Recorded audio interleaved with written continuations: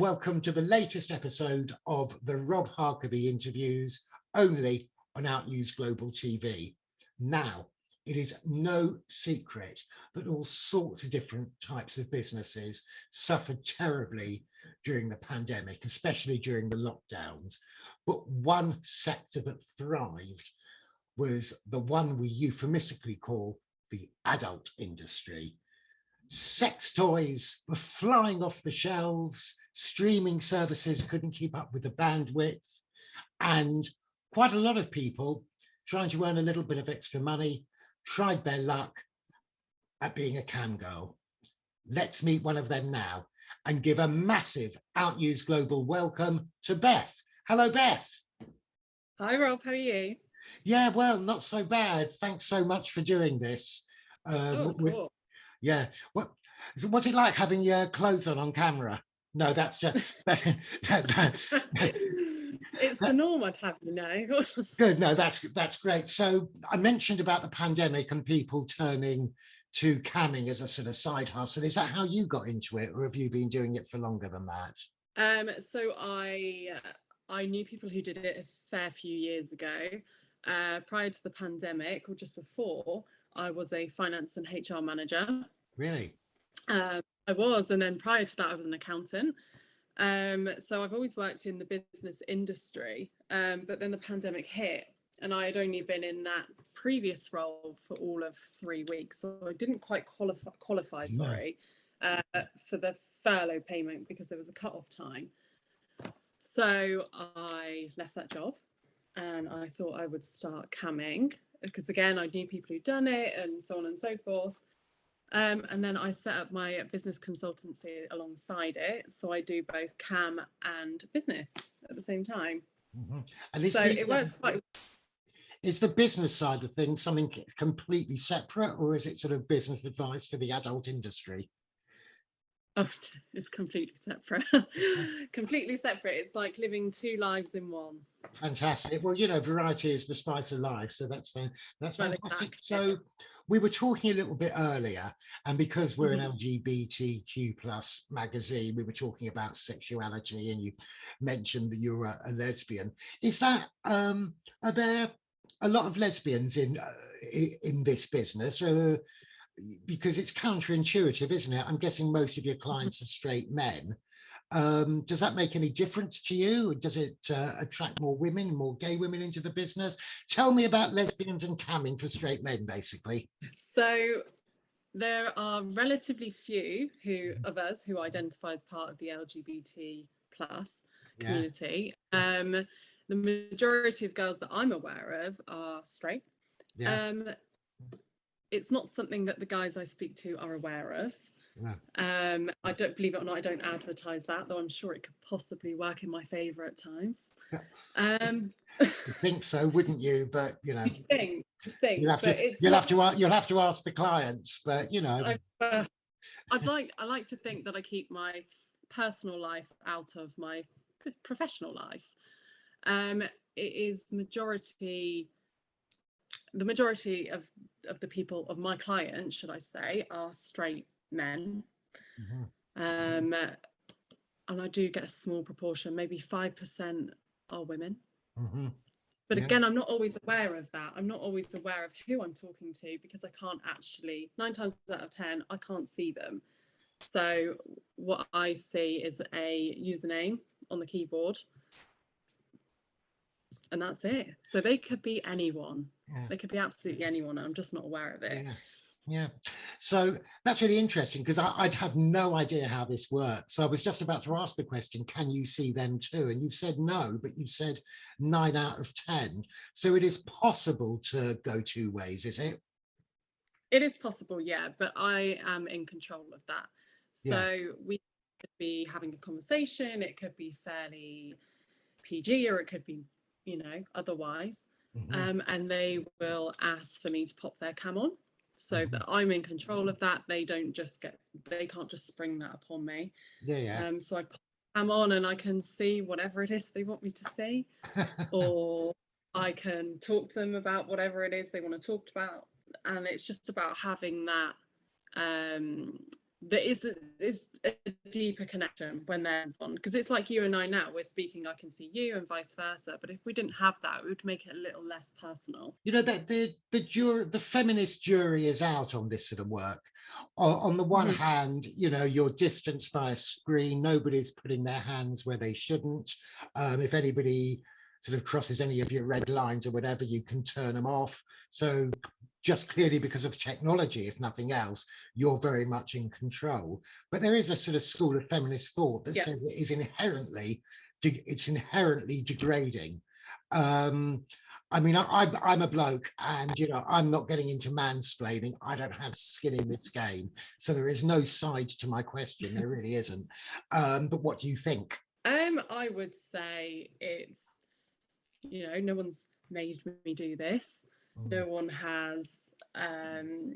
For one, I'm self-employed, so I decide when I log on. I decide what hours I do. I am in full control of what happens when I talk to these guys. If I don't want to do something, I've no problem kicking them out. It's my decision. And surely now we're in the kind of age where feminism doesn't necessarily mean it doesn't imply that as a woman you can't get certain parts of your body out, you can't use your femininity to your advantage. And I think that's what it comes down to. There's no different to me using my brain as a business consultant, because actually when I'm camming, it does require 90% of it is you using your mind and your brain. It's not necessarily about what you have on, or B, how you present yourself, or C, what you choose to show. It's about how you interact with that client, and it's about understanding them and their wants and their needs. And oftentimes that is just a conversation. I get the impression, based on nothing scientific whatsoever, that a lot of people who may avail themselves of your most excellent services are there for a friendly voice and a friendly face and a conversation as much as anything sexual. Am I right or am I wrong in that? You'd be right. I would say again, it all depends on how you market yourself. You know, a lot of guys, and I find myself, the majority of the time, I do a lot of talking. So we could speak for an hour at a time, 2 hours at a time, plus. But it doesn't mean that in that time you're not flirting with the camera. You're not making ever so slight little winking. It's the way it's all in your body language. So yes, you may just be talking, but they're getting more than that. And you will find the guys who, and I say guys because it is 95% men, the guys who tend to be typically the big spenders are guys who spend a lot of time at work, a lot of time away from their family, and that's why they're earning the money that they do, but they don't have time for a relationship, and they don't have time for that kind of connection otherwise. So oftentimes it's easier to come onto a cam site when they may be away or in the middle of the night or first thing in the morning, whenever, and have that connection with someone that's easy to obtain. So, you know, it would be a case of saying, well, how was your day today? What did you get up to? And remembering little details about them, because that's what makes people special, and they'll remember you for that. And that's what means you get, you know, repeat. Absolutely. Time after time, you build up a relationship with these people. So, yeah. So you mentioned that your height. You talked about big spenders. So give us an example. Obviously, do not mention names, but not that you would. Wouldn't dream of it. I've got a company lawyer just out of.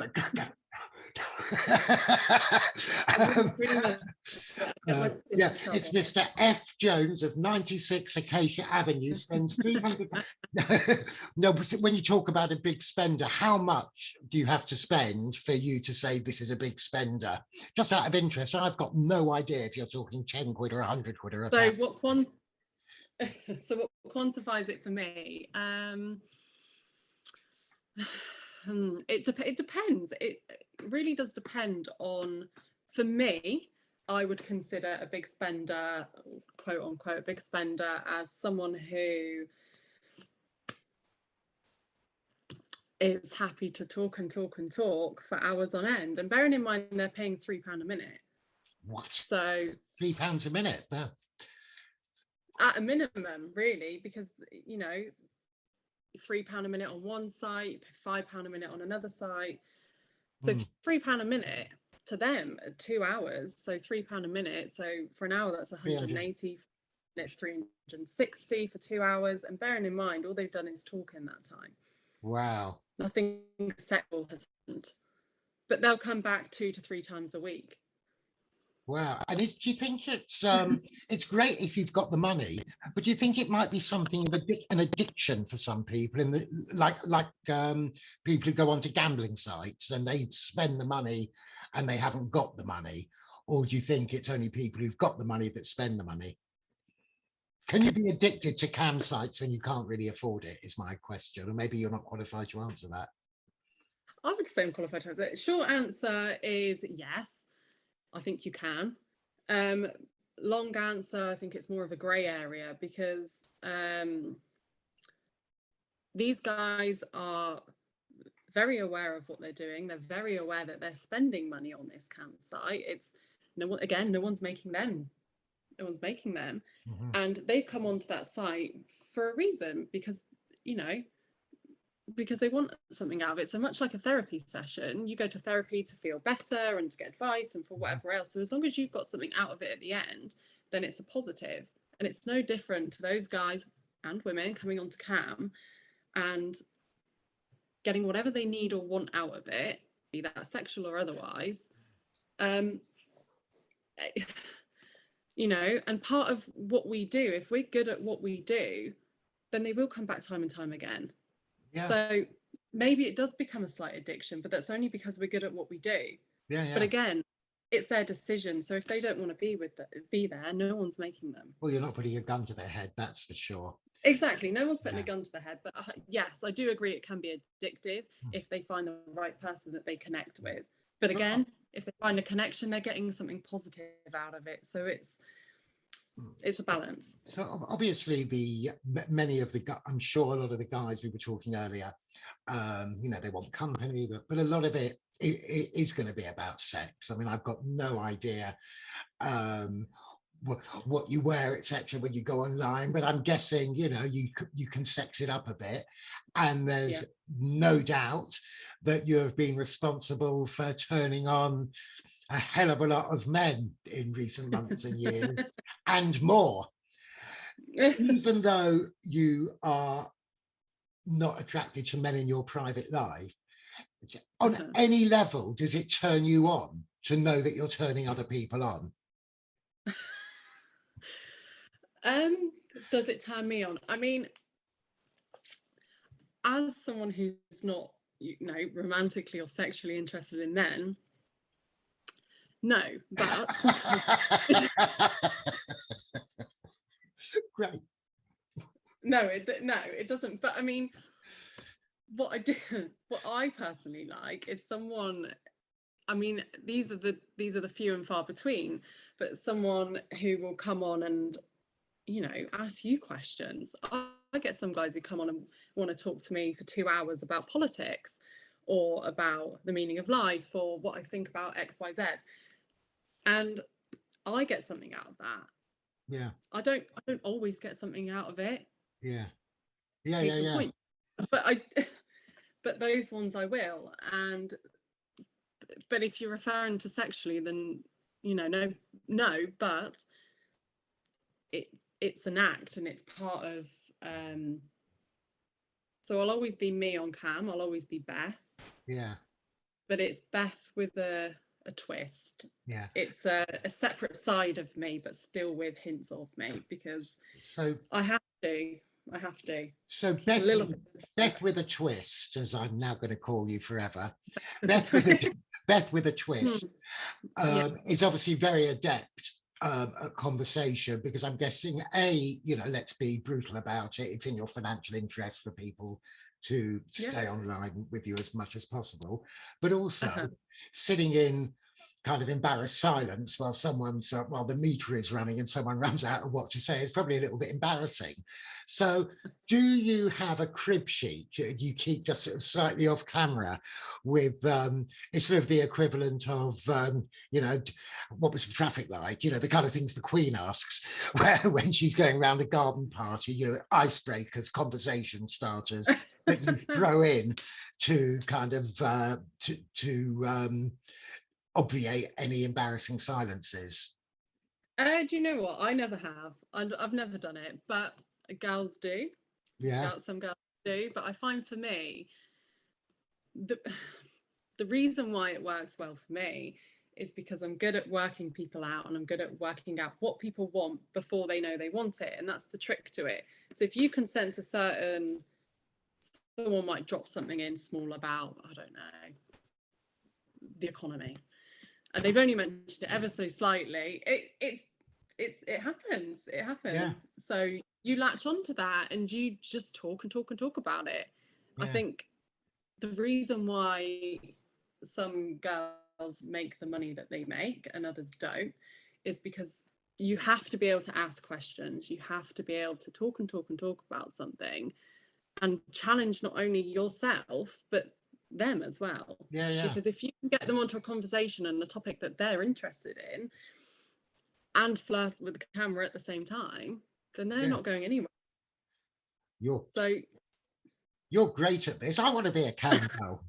I want to be a. Can I in this day and age? I suppose I could identify as a camgirl. You could identify one. Just get a pair of boobs and you're a winner. I've got some inflatable boobs.